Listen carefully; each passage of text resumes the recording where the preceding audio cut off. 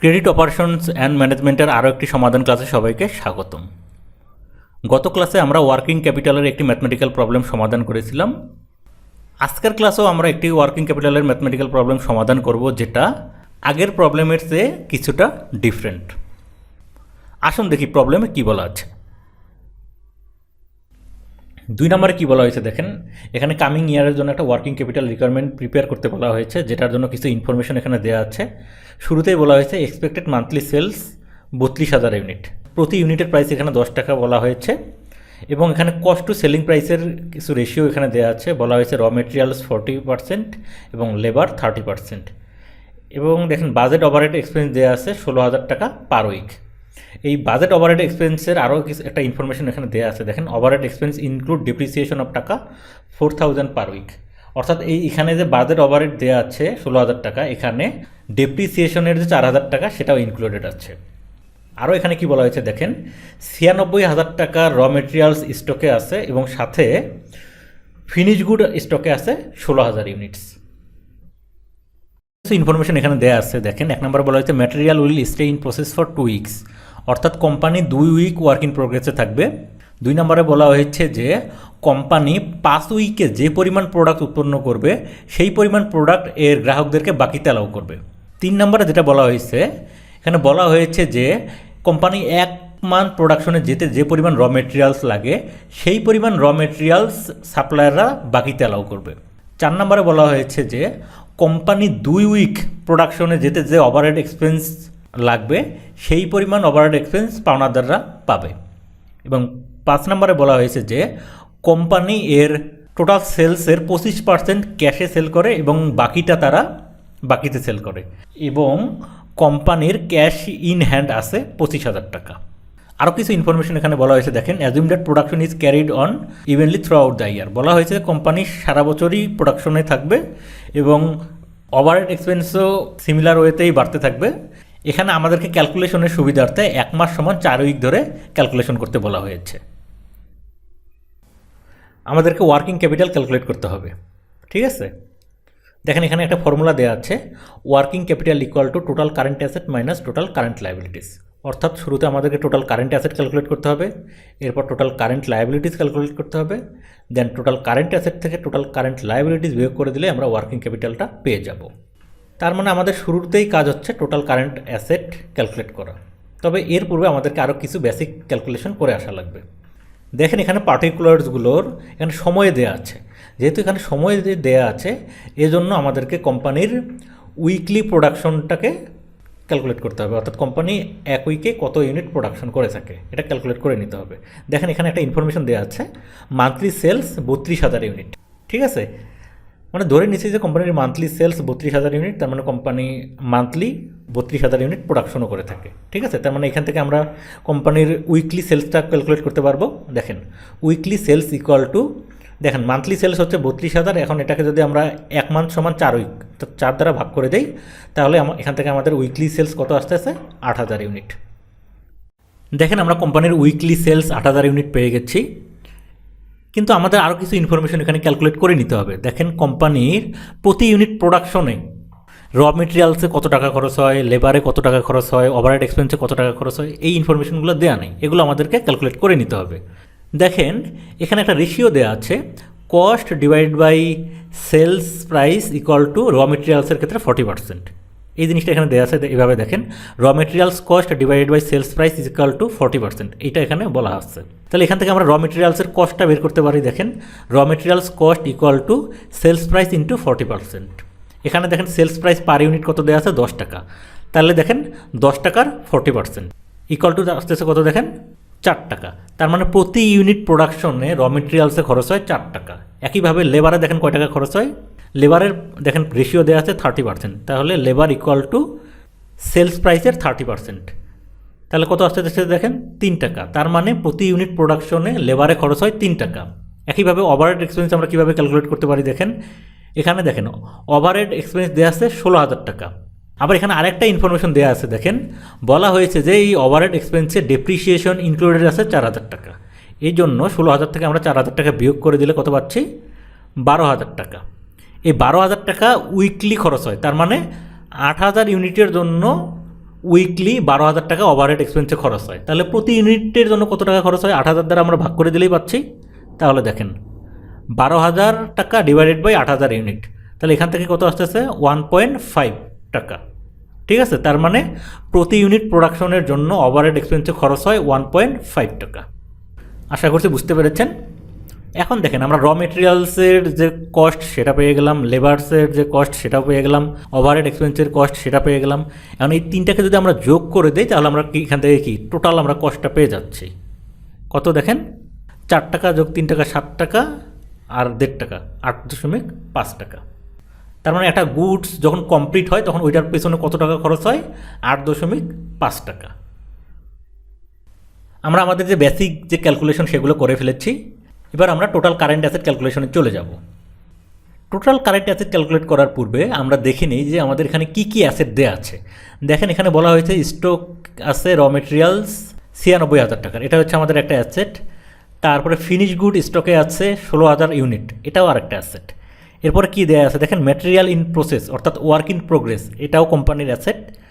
তারপর কোম্পানি তার গ্রাহকদের কাছে যে টাকা পায় সেটাও তার অ্যাসেট, এবং ক্যাশ ইন হ্যান্ডে যেটা আছে সেটাও তার অ্যাসেট। তার মানে এই 5টা অ্যাসেটের ভ্যালু ক্যালকুলেট করে যোগ করে দিলে আমরা এখান থেকে টোটাল কারেন্ট অ্যাসেট পেয়ে যাব। তাহলে প্রথমেই আমাদের যে অ্যাসেট আছে সেটার ভ্যালু আমরা ক্যালকুলেট করে নিই। দেখেন র মেটেরিয়ালস, দেখেন র মেটেরিয়ালসের ভ্যালুটা এখানে সরাসরি দেয়াই আছে, এই জন্য এখানে ক্যালকুলেশনের কোনো প্রয়োজন নেই। তাহলে র মেটেরিয়ালস আছে কত টাকার? কোম্পানির 96,000 টাকার র মেটেরিয়ালস আছে। ঠিক আছে, তারপরে কি দেওয়া আছে দেখেন, ফিনিশ গুড স্টকে আছে 16,000 ইউনিট। তাহলে ফিনিশ গুডের যে ভ্যালুটা সেটা আমরা ক্যালকুলেট করি। দেখেন ফিনিশ গুডস কত আছে? 16,000 ইউনিট। আর প্রতি ইউনিটের জন্য কত টাকা খরচ আমরা একটু আগে ক্যালকুলেট করলাম দেখেন, 8.5 টাকা। তাহলে 16,000কে 8.5 দ্বারা গুণ করে দিলে এখান থেকে আমরা ফিনিশ গুডসের যে ভ্যালু সেটা পেয়ে যাচ্ছি কত? 1,36,000 টাকা। দেখেন এবার আমরা ওয়ার্ক ইন প্রোগ্রেস ক্যালকুলেট করব। কি দেওয়া আছে দেখেন, ম্যাটেরিয়াল ইন প্রসেস 2 উইকস, অর্থাৎ কোম্পানি যদি 2 উইক প্রোডাকশনে থাকে, 2 উইক ওয়ার্ক ইন প্রোগ্রেসে থাকে, সেটা আমাদেরকে ক্যালকুলেট করতে বলা হয়েছে। এখন দেখেন কোম্পানি যখন 2 উইক ওয়ার্ক ইন প্রোগ্রেসে থাকে সেক্ষেত্রে কোম্পানির র মেটেরিয়ালসও খরচ হয়, লেবারও খরচ হয়, ওভারহেড এক্সপেন্সও খরচ হয়। এখন কথা হচ্ছে আমরা কতটুকু ইউজ করবো এখানে। যদি কোনো কিছু বলে দেওয়া না থাকে সেক্ষেত্রে raw materials by default 100% use করতে হয়, লেবার 50% ইউজ করতে হয়, এবং ওভারহেড এক্সপেন্স 50% ইউজ করতে হয়। আর যদি সাপোজ বলে দেওয়া থাকে যে কমপ্লিশন স্টেজ 75%, সেক্ষেত্রে আমরা র মেটেরিয়ালস ইউজ করবো 75%, লেবার ইউজ করবো 75%, এবং ওভারহেড এক্সপেন্সও ইউজ করবো 75%। যেহেতু এখানে আমাদেরকে কোনো কিছু বলে দেয়নি সেক্ষেত্রে আমরা র মেটেরিয়ালস ইউজ করবো 100%, লেবার ইউজ করবো 50%, ওভারহেড এক্সপেন্স ইউজ করবো 50%। ঠিক আছে, দেখেন তাহলে আমরা শুরুতে র মেটেরিয়ালস ক্যালকুলেট করি। দেখেন যেহেতু 2 উইক ওয়ার্ক ইন প্রোগ্রেসে থাকবে তাহলে কোম্পানির 2 উইকে প্রোডাকশন কত? 1 উইকে প্রোডাকশন 8,000 ইউনিট, তাহলে 2 উইকে প্রোডাকশন কত? ইন্টু 2, আর ইন্টু র মেটেরিয়ালসে প্রতি ইউনিটে কত টাকা খরচ হয়? 4 টাকা, ইন্টু 4, এই তিনটাকে আমরা গুণ করে দিলে কত পাচ্ছি? 64,000 টাকা। এবার আমরা দেখব লেবারে কত টাকা খরচ হয়। দেখেন কোম্পানির 1 উইকে প্রোডাকশন হচ্ছে 8,000 টাকা, তাহলে 2 উইকে প্রোডাকশন 8,000 ইন্টু 2, আর যেহেতু লেবারে এক্সপেন্স হয় 3 টাকা, আর এখানে আমরা ইউজ করব 50%, তাহলে 3-এর 50% কত আসবে? 1.5 টাকা ইন্টু 1.5 টাকা। তাহলে এই তিনটাকে আমরা গুণ করে দিলে কত পাচ্ছি? 24,000 টাকা। এরপর আমরা দেখি ওভারহেড এক্সপেন্সে কোম্পানির কত টাকা খরচ হবে। দেখেন কোম্পানির প্রতি উইকে প্রোডাকশন হচ্ছে 8,000 টাকা, 2 উইক্সের জন্য ইন্টু 2, আর ওভারহেড এক্সপেন্সে দেয়া আছে কত টাকা? 1.5, এর 50% যেহেতু ইউজ হবে ইন্টু 0.75, এই তিনটাকে আমরা গুণ করলে কত পাচ্ছি? 12,000 টাকা। ঠিক আছে, তাহলে আমরা র মেটেরিয়ালসের ভ্যালুও পেয়ে গেছি, লেবারের ভ্যালুও পেয়ে গেছি, ওভারহেড এক্সপেন্সও পেয়ে গেছি ওয়ার্ক ইন প্রোগ্রেসের ক্ষেত্রে। এখন এই তিনটার ভ্যালু যোগ করে দিলেই আমরা টোটাল ওয়ার্ক ইন প্রোগ্রেসের ভ্যালুটা পেয়ে যাব। দেখেন এখানে এটাই করা হয়েছে, work in progress equal to 64,000 plus 24,000 plus 12,000, এই তিনটাকে যোগ করে দিলে কত আসতেছে? 1 লাখ। তাহলে আমরা ওয়ার্ক ইন প্রোগ্রেসের ভ্যালুও পেয়ে গেলাম। কোম্পানি গ্রাহকদের কাছে কত টাকা পাবে সেটা এবার আমরা ক্যালকুলেট করব। দেখেন ডেটর্স 5 উইক, অর্থাৎ কোম্পানি 5 উইকে যে পরিমাণ প্রোডাকশন করে থাকে সেই পরিমাণ প্রোডাক্ট গ্রাহকদের কাছে সেল করেছে। আরও একটা ইনফরমেশন দেওয়া আছে, এর মধ্যে 25% তারা ক্যাশে সেল করেছে। তাহলে দেখেন 100 মাইনাস 25, তাহলে 75%ই তারা বাকিতে সেল করেছে। ঠিক আছে, এই টাকাটাই কোম্পানি গ্রাহকদের কাছে পাবে। তাহলে দেখেন এবার আমরা কোম্পানি গ্রাহকদের কাছে কত টাকা পাবে সেটা ক্যালকুলেট করি। যেহেতু এখানে 5 উইকের কথা বলা হয়েছে, কোম্পানির 1 উইকে প্রোডাকশন কত? 8,000 ইউনিট, তাহলে 5 উইকে প্রোডাকশন কত 8,000 ইন্টু 5 ইন্টু, আর কোম্পানি যেহেতু গ্রাহকদের কাছে ফিনিশ গুড সেল করেছে, ঠিক আছে, সেক্ষেত্রে আমাদের এখানে ফিনিশ গুডের যে কস্টটা সেটা ইউজ করতে হবে। দেখেন পার ইউনিটে ফিনিশ গুডের কস্ট কত 8.5 টাকা, তাহলে ইন্টু 8.5, আর বাকিতে সেল করেছে কত পার্সেন্ট 75%, তাহলে ইন্টু 0.75, তাহলে এই চারটাকে আমরা গুণ করে দিলে কত পাচ্ছি 2,55,000 টাকা। তাহলে কোম্পানি গ্রাহকদের কাছ থেকে পাবে কত টাকা 2,55,000 টাকা। এরপর দেখেন পরের যে অ্যাসেট সেটা হচ্ছে ক্যাশ ইন হ্যান্ড। এখানে বলা আছে যে ক্যাশ ইন হ্যান্ড আছে কত টাকা 25,000 টাকা। তাহলে আমরা টোটাল যে 5টা যে অ্যাসেট 5টারই ভ্যালু আমরা পেয়ে গেছি। এবার আমরা টোটাল কারেন্ট অ্যাসেট ক্যালকুলেট করব। দেখেন total current asset equal to raw মেটেরিয়ালসের value আমরা কত ক্যালকুলেট করেছি 96,000 টাকা, ওয়ার্ক ইন প্রোগ্রেস কত 1 লাখ টাকা, ফিনিশ গুডস 1,36,000 টাকা, গ্রাহকদের কাছ থেকে কোম্পানি পাবে 2,55,000 টাকা এবং ক্যাশ ইন হ্যান্ডে আছে 25,000 টাকা। তাহলে এই 5টাকে যদি যোগ করে দিই এখান থেকে আমরা কত পাচ্ছি 6,12,000 টাকা। তাহলে টোটাল কারেন্ট অ্যাসেটের ভ্যালু আমরা কত পেলাম 6,12,000 টাকা।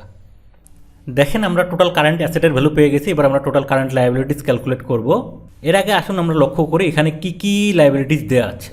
দেখেন সাপ্লায়ার্স কোম্পানির কাছে যে টাকা পাবে সেটা কোম্পানির লায়াবিলিটিস, শ্রমিক তার মজুরি হিসেবে কোম্পানির কাছে যেটা পাবে সেটাও কোম্পানির লায়াবিলিটিস, কিন্তু এখানে মজুরির কোনো কিছু উল্লেখ নেই, এজন্য এটা আমাদের ক্যালকুলেট করার কোনো প্রয়োজন পড়বে না।